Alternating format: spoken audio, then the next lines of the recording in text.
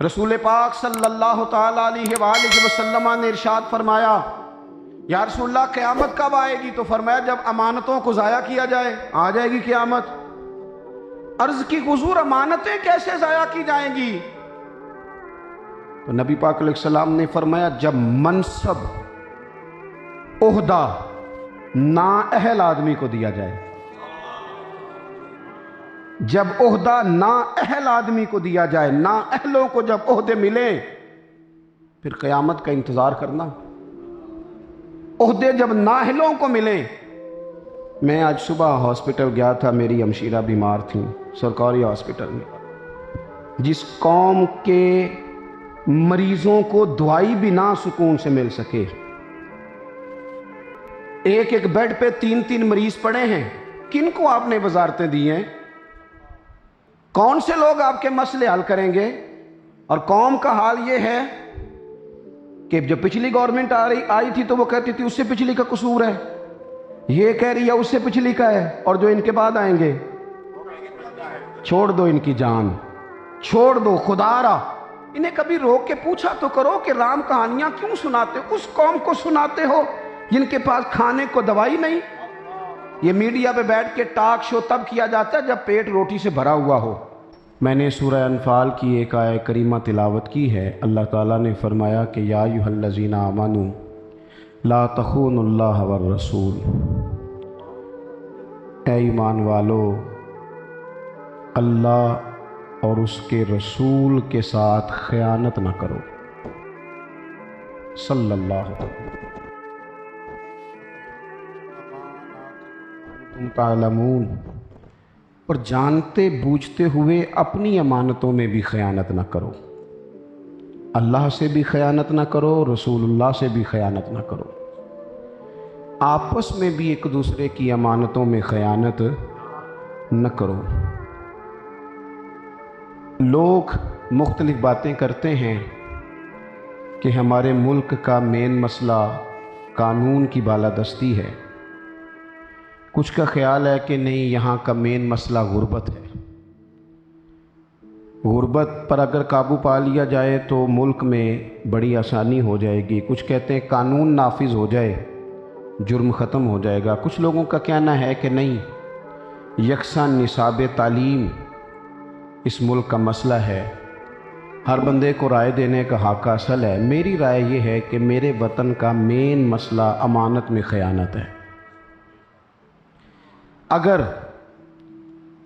ہم سب لوگ اپنے اپنے منصب کے ساتھ دیانتدار ہو جائیں، تاجر اپنی تجارت صحیح کرے دیانتداری سے، بددیانتی نہ کرے، مزدور کے لیے حکم ہے کہ اس کی مزدوری پسینہ خشک ہونے سے پہلے اسے دے دو، تو مزدور کو بھی تو چاہیے نا کہ وہ سگریٹ پینے جائے تو 20 منٹ نہ لگا کے آئے، اسے بھی تو چاہیے نا کہ وہ چائے پینے جائے تو آدھا گھنٹہ ضائع کر کے نہ آئے۔ استاد کا احترام ہمیشہ روحانیت کو مضبوط کرتا ہے، معاشروں کو بلندی دیتا ہے، لیکن استاد کو بھی یہ چاہیے کہ ساری کلاسیں شور کر رہی ہیں اور استاد اکٹھے بیٹھ کے سموسے کھا رہے ہیں، وہ اپنے منصب کے ساتھ بھی تو دیانتداری کا مظاہرہ کرے نا۔ میرے ذمے اگر مسجد میں خطبہ دینا آیا ہے تو میں نے تو کتاب کھولی ہے جمعے والا دن رات کو کہ سویرے کچھ بیان کرنا ہے، وہ گھنٹہ کیسے گزارنا ہے۔ بزرگوں کی، علماء کی بات نہیں کرتا، اپنے جیسے لوگوں کی۔ تقریر کے 2 گھنٹے پورے کرنے، اس میں کوئی مواد قوم کو دے سکا ہوں، کسی ترجیحی بنیادوں پر قائل کر سکا ہوں، نہیں کر سکا، الگ مسئلہ ہے۔ کیونکہ رات ہی تو میں نے ایک طالب علم سے ایک دن کہا جمعے کی صبح کہ آج جمعے میں کیا تقریر کرنی ہے، آپ جمعہ پڑھاتے ہیں؟ کہنے لگی ابھی فیصلہ نہیں کیا۔ تو میں نے کہا یار تو بڑا مولوی تا نہیں اجے کیتا، میں چھوٹا ہوا، میں تو جمعہ پڑھا کے ہفتے والے دن ہی فیصلہ کر لینا پہ اگلے جمعے کی بیان کرنا ہے، تاکہ میں سارا ہفتہ اس مواد کے حوالے سے کچھ پڑھتا رہوں۔ جب تک ہم اپنی ذمہ داریوں کو پورا نہیں کرتے، حضرت خواجہ نصیر الدین چراغ دہلوی رحمۃ اللہ علیہ کی خدمت میں بادشاہ وقت آیا تھا۔ آپ موبائل دیکھ رہے ہیں جی، مجھے دیکھیں۔ ان کی خدمت میں بادشاہ وقت نے آ کے کہا حضور کو وظیفہ بتائیں، کوئی عبادت بتائیں. تو حضرت خواجہ نصیر الدین صاحب رحمۃ اللہ علیہ فرمانے لگے رب نے جو تجھے منصب اور ڈیوٹی دی ہے نا وہی دیانتداری سے کر، یہی سب سے بڑا وظیفہ ہے. تیرا وہ کام تجھے اللہ کی بارگاہ میں لے جائے گا، اس کو دیانتداری کے ساتھ کر. ہمارا بہت بڑا مسئلہ، اور دیانتداری سے مراد ایک اور پہلو بھی ہے. آپ جب اپنا منصب آگے دیں گے تو پھر بھی دیانتداری کے ساتھ دیں گے. محبت اور چیز ہے، قابلیت اور چیز ہے. منصب محبت کی بنیاد پر نہیں دینے چاہیے، قابلیت کی بنیاد پر دینے چاہیے. ہمارے ہاں محبت کی بنیاد پر سارا کچھ تقسیم ہوتا ہے. حضرت سیدنا ابو ذر غفاری رضی اللہ تعالی، اتنا عظیم انسان، اتنے بڑے آدمی کہ میرے نبی پاک صلی اللہ علیہ وسلم نے فرمایا اس زمین کے اوپر اور آسمان کے نیچے میرے ابو ذر غفاری سے سچا بندہ کوئی نہیں. اتنا بڑا آدمی. حضرت ابو ذر غفاری کے بارے میں فرمایا زمین کے اوپر آسمان کے نیچے آپ سے سچا بندہ کوئی نہیں. لیکن جب انہوں نے کہا نا مجھے ایک صوبے کی گورنر ہی دے دیں، تو محبوب نے فرمایا یہ کام آپ کے لیے مشکل ہے، آپ سے ہو نہیں سکے گا. ہر آدمی محبت کی بنیاد پر ہی سجادہ نشین بن جاتے ہیں. محبت کی، اچھا پہلے تو سجادہ نشین بنتے تھے آستانوں کے، اب تو مدرسوں کے بھی سجادہ نشین ہی ہیں. حالانکہ یہاں تو چلو کہ علمی وارث چھوڑو، خانقاہ پہ تو دم درود کرنا ہے آپ نے، اللہ ماشاءاللہ تو وہ کرو. آپ نے مدرسہ اتنی بڑی بلڈنگ بھی نااہل بیٹے کے سپرد کر دی، جو خالصتاً صدقات زکوٰۃ کی رقم سے آئی ہوئی چیزیں تھیں وہ بھی آپ نے ان کو دے دی، جو بالکل اس کو اجاڑ کے رکھ دیں. امانت، جب تک ہم امانت کے پابند نہیں ہوتے، ہمارا سارا زور یہ ہے کہ فلانا کیوں ٹھیک نہیں، اسے چھوڑنا، تو یہ بتا کہ تو اپنا کام صحیح کرتا ہے. اگر ہم سارے اپنا کام ٹھیک کرنے لگ جائیں، کپڑے والا کپڑے صحیح بنائے، وہ کہے میری عبادت یہی ہے کہ میں نے دیانتداری سے چلنا ہے، وہ صحیح سینے والا صحیح سی کے دے، تو چلو معاشرے کا کپڑوں والا مسئلہ تو حل ہوا کہ نہیں ہوا؟ یہ اس سے تو سکون آیا کہ نہیں؟ جوتے والا جتنے پیسے لیتا ہے اتنے کا جوتا صحیح بنا کے دے، تو یہ مسئلہ ٹھیک ہوا کہ نہیں ہوا؟ صحیح کہہ رہا ہوں میں؟ اپنے کا، ہماری ایک تو توجہ دوسروں پہ ہے، اپنے پہ نہیں. حضرت موسیٰ علی نبینا علیہ السلام کو حکم ہوا کہ بستی میں جو سب سے نیک آدمی ہے اسے ڈھونڈ کے لائیں. آپ نے غور کرنا ہے، جسے حضرت موسیٰ علیہ السلام نیک کہیں گے وہ کتنا کو نیک ہوگا، اور پھر نیکوں میں سے چھانٹی کر کے ایک بڑا نیک نکالنا ہے. حضرت موسیٰ نے ایک نیک آدمی رب کی بارگاہ، مالک یہ میری نظر میں سب سے نیک ہے. اب حکم ہوا اس نیک سے کہیں کہ بستی میں سب سے گناہگار ڈھونڈ کے لائے. ویسے یہ کام میرے اور آپ کے ذمے لگتا تو کتنے کو گناہگار نکل آتے، یا میں نے بچنا تھا، یا جو میرے پیچھے ہاتھ باندھ کے چلتا اس نے بچنا تھا. جو پوری جی کرتا ہے نا، ایک دفعہ نہیں 3 دفعہ جی جی جی، اس نے بچنا تھا. تیسرا کوئی بچ سکتا؟ وہ ہمارے علاوہ صحیح ہو جائے، یہ ہو ہی نہیں سکتا، ہم ہونے ہی نہیں دیتے، سوال ہی نہیں پیدا ہوتا. یہ تو ممکن ہی نہیں ہے نا کسی کی تعریف کر دیں، یہ تو سوال ہی نہیں پیدا ہوتا. حضرت موسیٰ نے اس نیک آدمی سے کہا بھئی آپ نہ گناہگار بندہ بستی میں سے ڈھونڈ کے لائیں. اس نے ہاتھ باندھ دیا، عرض کی حضور یہ میرے والا کام نہیں، میں کہاں سے ڈھونڈوں گا گناہگار؟ رب کے بندوں کے اب میں کیسے ڈھونڈوں گا؟ مہربانی کریں. فرمایا آپ ہی کے ذمے. عرض کی حضور 3 دن کی مہلت چاہیے. 3 دن گزر گئے، مقررہ وقت پر گناہگار کو لانا تھا. کسے لائے؟ اپنے گلے میں رسی باندھی. حضرت موسیٰ کے دستے پاک میں دے کے تو تڑپ کے روئے. عرض کی اللہ کے کلیم، کچھ بندوں کے گناہ بستی میں سے میری آنکھوں کے سامنے آئے تھے، مجھے شک پڑا تھا یہ غلطی ہے، پر سونیا وہ نرا شک تھا، لوگوں کا نرا شک تھا، جو میرے گناہ ہیں ان کا تو مجھے پاک کہنا، لہٰذا میں ہی سب سے گناہگار ہوں، باقیوں کا شک ہے، میرا پاک ہے. سے ثبوت نہ منگو میتھوں اے نظر کرم قد ہوئی میں جانا یا دل بر جانے غیر نہ جانے کوئی سے ثبوت نہ منگو میتھوں پلا نظر کرم قد ہوئی اے میں جانا یا دل بر جانے غیر نہ جانے کوئی میں مسکین پرانا خادم کسے در ملی نہ ٹوئی اے تے واصف یار نے نظر جو کی تھی پھر واصف ہی ہوئی حضور میں تو مسکین آدمی ہوں، میں ہی ہوں سب سے گناہگار، میں مسکین پرانا خادم، حضور میں ہی ہوں۔ جب اس شخص کا چہرہ دیکھا تو حضرت کلیم اسے دعائیں دینے لگے تو رب کی طرف سے پیغام آیا، موسیٰ اسے بتاؤ کہ یہ جو رب کی بارگاہ میں تیرا درجہ بڑا ہوا ہے یہ اسی عاجزی کی وجہ سے تو ہوا ہے۔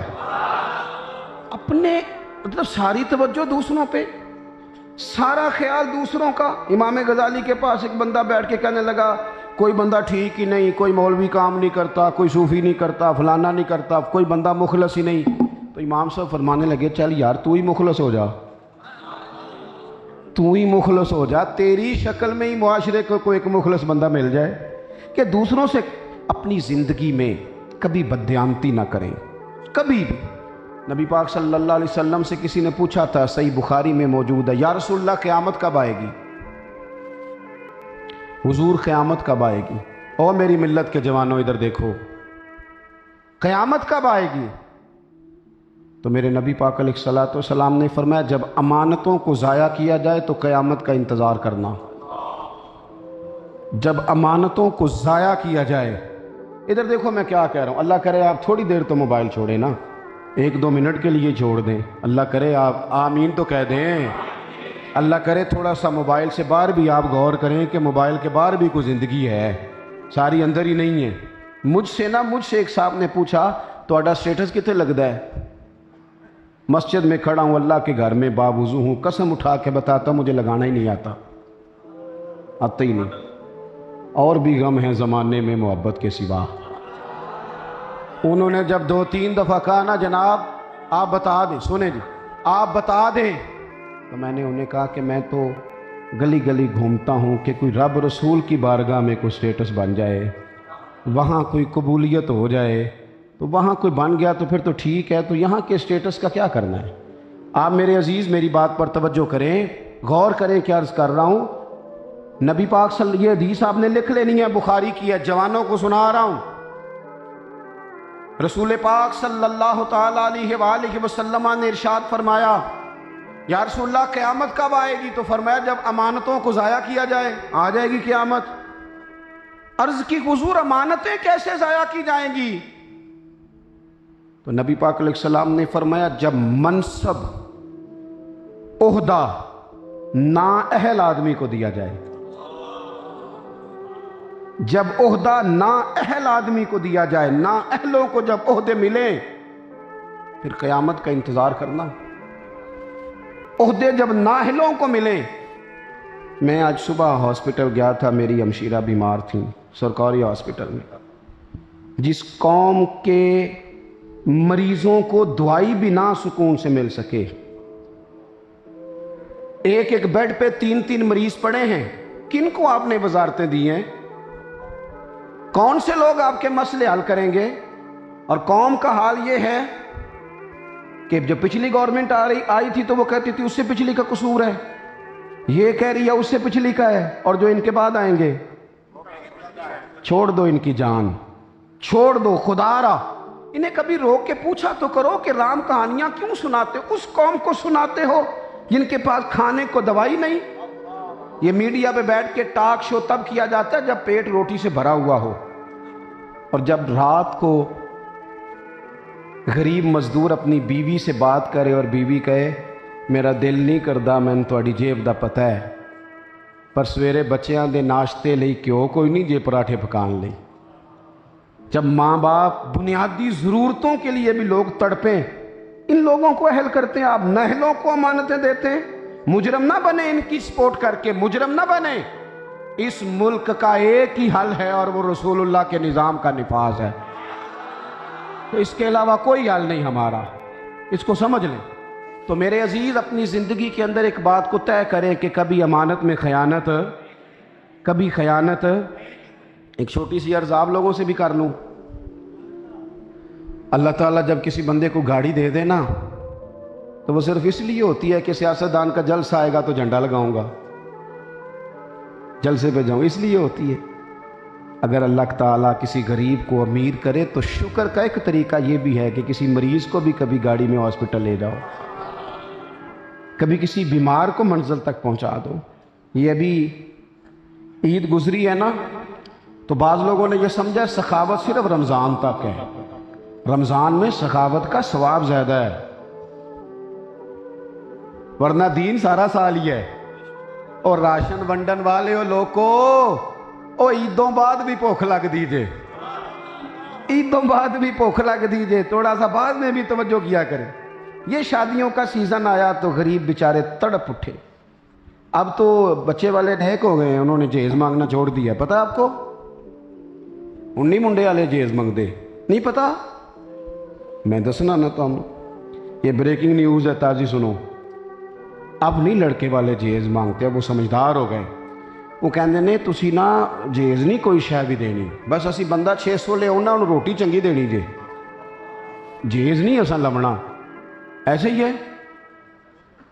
تو 600 دی روٹی سستی پک جاندی، اور وہ جو 600 آئے ہیں ان کو روٹی گھر سے نہیں کبھی ملی، بچی کا باپ ہی دے گا تو کھائیں گے۔ کہاں کھڑے ہو گئے ہم؟ حضور کی امت تو مہربانیاں کرنے والی ہے، وہ تو پردہ پوشی کرنے والی ہے، بیٹیوں سے محبت کرنے والی۔ تے اسی تے پنجاب دے لوگ جے ساڑیاں تے تیاں اونجی سانجیاں ہوندیاں نے، ساڈے تے وڈیرے کہندے سن تی سانجی، تی پیڑاں سانجیاں۔ خدا را اس کو تھوڑا سا لوگوں کے لیے گنجائش بناؤ، ایک دوسرے کے لیے تکلیف کا سامان نہ کرو۔ ایک تو دیانتدار رہے، دوسرا تھوڑی گنجائش بنائیں۔ میری ملت کے جوان کچھ کرنے کو تیار نہیں، تھکے تھکے سے، پریشان سے، کچی کچی باتیں، کمزور باتیں، کریں کیا؟ بور بڑے ہوتے ہیں، ساتھ چلنے والا کوئی نہیں۔ تو میں کہتا ہوں تو اور میں تو اس دین کے ماننے والے ہیں جہاں گلی سے روڑا اٹھانے کا بھی ثواب ملتا ہے، کانٹا اٹھانے کا بھی ثواب ملتا ہے۔ تو گلی تو ساری کچرے سے بھری ہوئی ہے، تو بور کس لیے ہو رہے ہو؟ تمہارے پاس کرنے کو ٹائم ہی کوئی نہیں۔ او خدا کے بندو، زندگی میں کچھ کام کرنا انسان کے ذمے ہے۔ اگر وہ اسی طرح رہے گا تو بھی اپنے وجود سے خیانت کرے گا۔ اگر اللہ نے کسی کو صلاحیت دی ہے، کچھ کر سکتا ہے، وہ نہیں کر رہا، تو یہ بھی تو خیانت ہے۔ یہ جو ہمارے پاس سارا کچھ دیا ہوا ہے نا، اللہ کا ہے، ہمارا ذاتی، یہ ہمارا ذاتی۔ اگر ہم ان ساری چیزوں کے مالک ہوتے تو پھر قیامت میں ہمیں حساب نہ دینا پڑتا۔ ہم مالک نہیں ہیں، ہمارے پاس تو امانت ہے، یہ سارا کچھ، سب کچھ امانت ہے۔ ثم لتسألن یومئذ عن النعیم، تم سے تو ہر نعمت کے بارے میں پوچھا جائے گا۔ اور میرے نبی پاک صلی اللہ تعالی علیہ وآلہ وسلم نے ارشاد فرمایا، ادھر سنو، حضور نے فرمایا رب یہ بھی پوچھے گا مال کمایا کہاں سے؟ یہ بخاری مسلم ہے۔ چونکہ تمہیں اللہ نے فضل سے دیا ہے، تم مالک نہیں ہو، یہ بھی پوچھے گا کمایا کہاں سے، اور یہ بھی پوچھے گا لگایا کہاں تھا۔ یہ تم نے یہ بھی بتانا ہے کہ پیسے تو اللہ نے دیے تھے نا، تم نے غلط جگہ لگا دیے، ناجائز جگہ لگا دیے، چوروں ڈاکوؤں ظالموں کے سپورٹ میں لگا دیے، پوچھا جائے گا۔ عزیز بھائی، آپ کو اگر اللہ کوئی صلاحیت دے تو قوم کے لیے، مذہب کے لیے، ملت کے لیے کچھ کریں۔ یہ جتنے کو غریب ہماری گلیوں میں ہوتے ہیں نا، اسی حساب سے امیر بھی ہوتے ہیں، لیکن وہ امیر اس غریب کے ساتھ نہیں چلتا، وہ کہتا ہے پہلے یہ میرا غلام بنے، پہلے یہ میرا ملازم بنے، پہلے یہ جی کرے۔ آپ زندگی میں کچھ کریں، کسی کا جتنا آپ بھلا کر سکتے ہیں، آپ جس حد تک کسی شخص کے کام آ سکتے ہیں۔ وہ نا یہ میرپور شہر تباہ ہو گیا تھا، پرانی بات، ایک دفعہ تباہ ہو گیا۔ تو جس آفیسر کی ڈیوٹی تھی نا کھنڈرات پہ لگی ہوئی، وہ کہتا ہے میری ڈیوٹی لگ گئی، تو وہ لوگ کھنڈرات سے چیزیں نکال کے لاتے تھے۔ تو میں نے دیکھا کہ ایک بوڑھا شخص ضعیف اور اس کی بوڑھی خاتون ضعیفہ، وہ دونوں نا گدھے پہ ایک بہت بوری رکھ کے نا وزنی لا رہے ہیں۔ میں نے ان سے کہا کہ آپ لوگ کدھر جا رہے ہیں؟ تو وہ کہنے لگے ہمیں یہ بتاؤ کہ وزارت خزانہ کا دفتر کہاں بنایا ہے؟ بابا جی آپ نے کیا جمع کرانا؟ تو وہ کہنے لگے ہمارا سارا شہر تباہ ہو گیا ہے، ہمارے بزرگوں کی یہاں قبریں ہیں، ہم دونوں میاں بیوی نے بڑے دل لگا کے کھنڈر کھول کھول کے سونا چاندی قیمتی چیزیں بوری میں جمع کی ہیں، ہم نہ خزانے کے دفتر میں جمع کرانے آئے ہیں تاکہ ہمارا شہر پھر سے آباد ہو جائے۔ ہم اپنا حصہ ڈالنے چاہتے ہیں شہروں کی آبادی میں۔ ہم چاہتے ہیں کہ اگر ہمارے چند پیسوں سے یہ بستیاں بستی ہیں تو بس جائیں۔ او یار، اگر زندگی میں ہمارا ذوق یہ ہے کہ بس میں، میرے بچے، میرا گھر، بس ختم ہو گئی زندگی۔ اب تو اتنے قیمتی جوان تھے لیکن وہ سارا دن ایک ہی بات سناتے ہیں کہ گھر میں سکون نہیں جی، بیوی اور اماں لڑتی بڑے ہیں۔ تو میں کہتا ہوں اس بات سے اب باہر بھی نکل آؤ کہ تم نے یہی رہنا ہے ساری زندگی۔ نکل آؤ، یہ تو لڑائی چل رہی ہے اور چلتی، اس کو دماغ میں سوار کر لو گے تو کام کب کرو گے زندگی میں؟ اس کو چھوڑو تھوڑی دیر کے لیے۔ اٹھ باندھ کمر کیوں ڈرتا ہے، پھر دیکھ خدا کیا کرتا ہے۔ آپ اپنی زندگی میں کچھ کرنے کا، وہ عارف رومی فرماتے ہیں کہ نہیں جی بس میں اب ویسے ہی سمیٹنے لگا ہوں، اللہ تعالیٰ آپ کو جزائے خیر دے، بس ایک آدھ بات اور کرنی ہے، آپ توجہ کریں گے میری بات پر۔ وہ فرماتے ہیں کہ ایک شہر میں نا بیماری بار بار پھیل جاتی تھی اور اس کا جو علاج تھا وہ پہاڑیوں کے اوپر تھا۔ پہاڑی پر پہاڑی پر پہاڑی، 4 پہاڑ تھے، اوپر وہ علاج تھا، تو جو بندہ بھی جاتا وہ چڑھ ہی نہیں پاتا تھا، رستہ ہی کوئی نہیں تھا، لوگ گر جاتے۔ علاج اسی دوائی سے ہونا تھا۔ ایک بندے نے ارادہ کیا میں تو چڑھوں گا،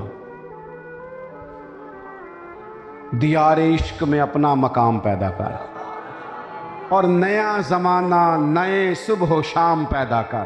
نیا زمانہ، نئے صبح و شام۔ اس نے کہا میں چڑھ کے دکھاؤں گا، کیوں نہیں چڑھا جاتا؟ اکیلے بندے نے ہتھوڑا لے لیا، کدال لے لیا، جو پتھر کاٹنے کا سامان تھا وہ لیا اور پہلی پہاڑی کاٹنی شروع کی۔ جو بندہ بھی آتا کہتا تو بیوقوف ہے، تو بیوقوف ہے، یہ کیا بات؟ ہمیں بھی لوگ مشورے دیتے تھے شروع میں، یہ آپ نے کس طرح کی باتیں کس دور میں شروع کر دی؟ تو میں کہا کرتا تھا چلو کچھ کر تو لینے دو، شاید کو سونی لے۔ لیکن اب تو حال یہ ہو گیا ہے کہ میں اکیلا ہی چلا تھا جانب منزل، مگر پھر لوگ آتے ہی گئے اور کارواں بنتا گیا۔ کوئی بندہ تو ہو نا، کوئی بندہ تو ہو جو نظام سے بغاوت کرے، کوئی تو ہو۔ میں پہلا ماں نہ رندہ تو جن نے کھلی بغاوت کی تھی ہے۔ اللہ خوش رکھے میرے عزیز۔ اس نے کہا جی میں رستہ بنا کے دوں گا سارے علاقے کو۔ اس نے ایک پہاڑ کاٹا، اتنا کاٹا لوگ پہلے ہنستے رہے، پھر ایک پہاڑی سے پورا رستہ بن گیا، پر کئی سال لگ گئے۔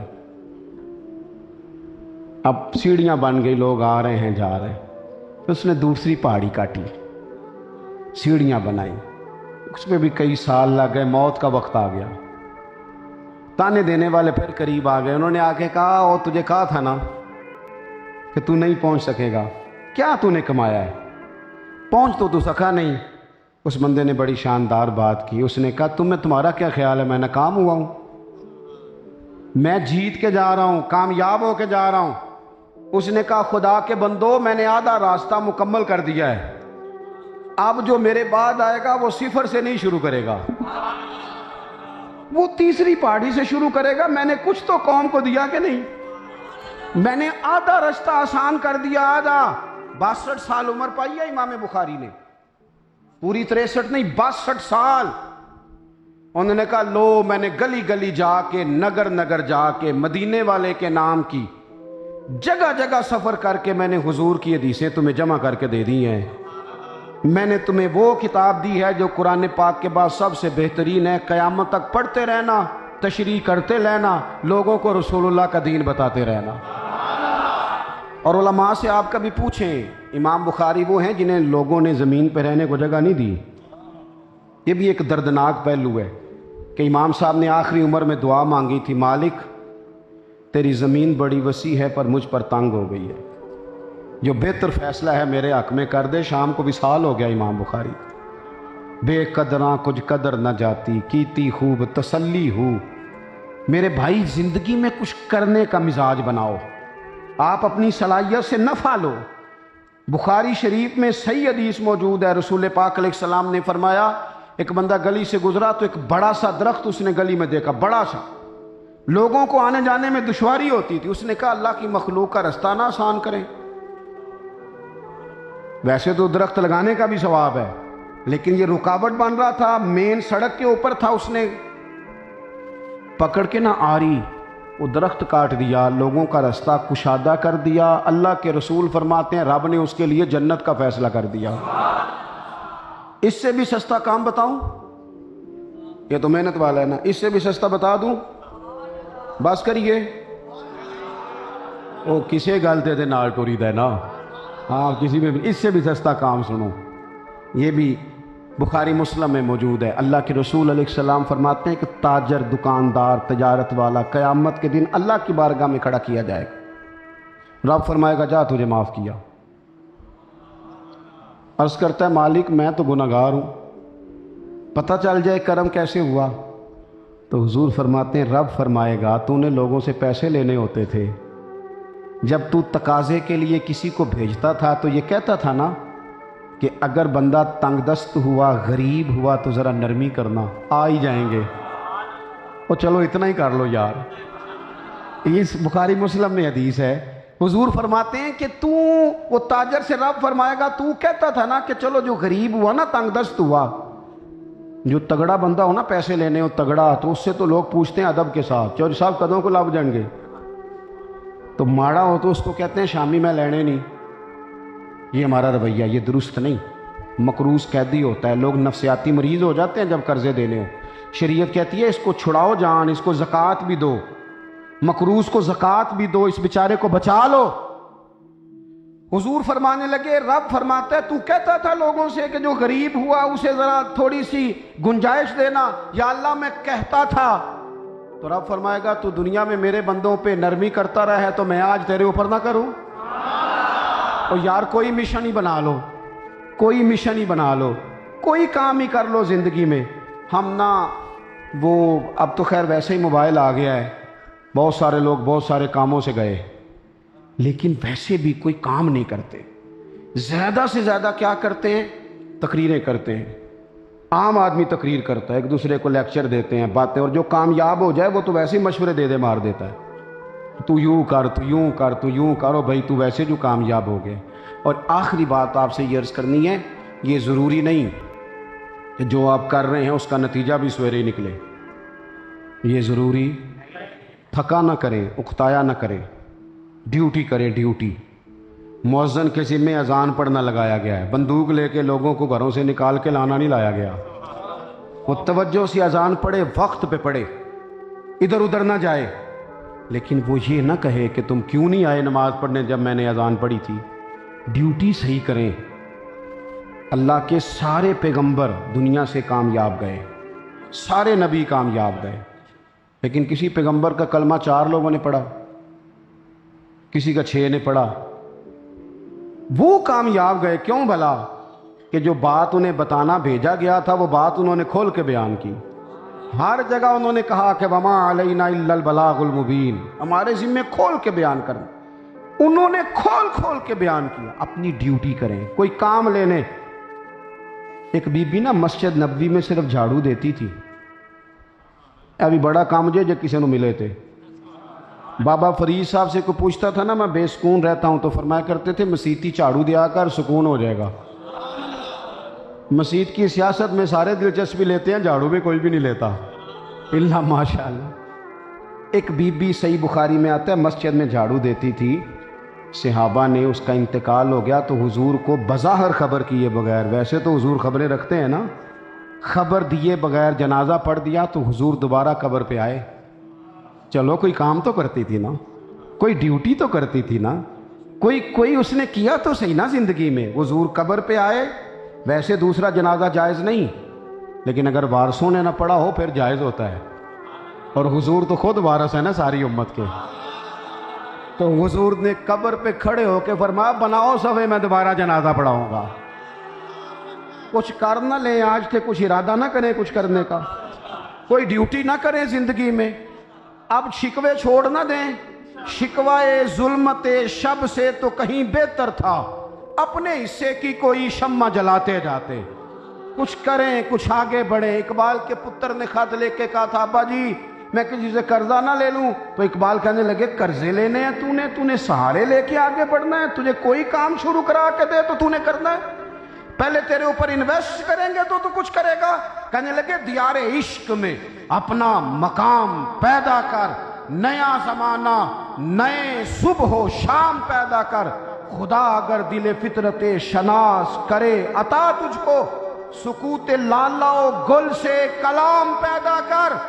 اور میرا طریق امیری نہیں فقیری ہے، میرا طریق امیری نہیں فقیری ہے، میرا طریق امیری نہیں فقیری ہے۔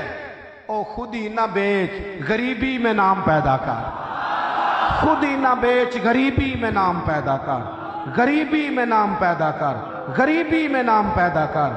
کچھ کرنا ہے، بس دیکھنا نہیں کوئی کر رہا ہے کہ نہیں کر رہا، کچھ کرنا ہے۔ ایک ایک شمع جلائیں گے تو انشاءاللہ اجالا ہی اجالا ہو جائے گا، روشنی ہی روشنی ہو جائے گی۔ کسی ایک غریب بچے کا خرچ اٹھائیں گے تعلیم کا، کسی ایک مریض کی بیماری کا خرچ اٹھا لیں گے، یار میں ہوں نا تیرے ساتھ۔ کسی کی بیٹی کی شادی ہو تو اس طرح جس طرح امام زین العابدین جاتے تھے، سیدہ پاک کے پوتے چہرے پہ کپڑا ڈال کے دے کے آتے۔ او تو اتنا سخی کون ہے؟